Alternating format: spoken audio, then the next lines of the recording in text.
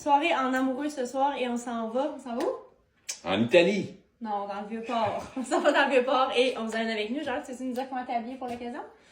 Non, c'est Je suis habillé sport, relax. On a commencé par aller marcher au port de Québec. On était vraiment surpris de voir qu'il y avait déjà des bateaux de croisière et honnêtement, la vue est tellement belle. Puis ici, l'été, c'est vraiment le fun parce qu'il y a des jeux d'eau pour enfants. Juste ici, là, ça devient des fontaines d'eau. On a continué vers le Petit Champlain. C'est toujours le fun de voir les remparts de la capitale qui servaient à protéger Québec dans le temps. Et les terrasses étaient bondées de monde avec la vue sur le château de Frontenac. C'est vraiment magnifique.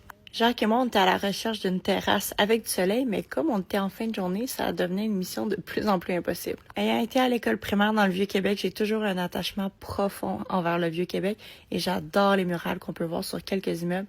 Donc ici, en haut à droite, on voit une religieuse des Ursulines, c'est Sœur Marie de l'Incarnation.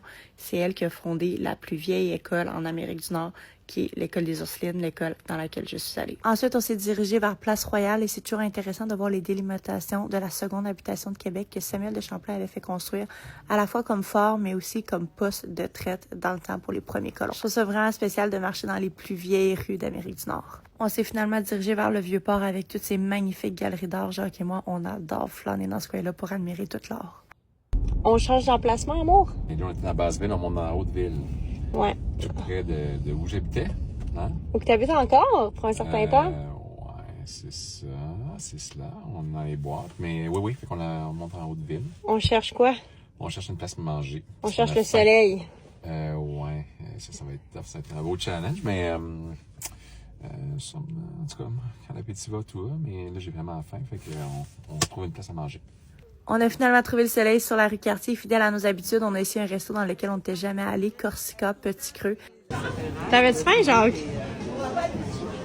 J'ai tellement faim, je mangerais tout, là. Je suis vraiment content.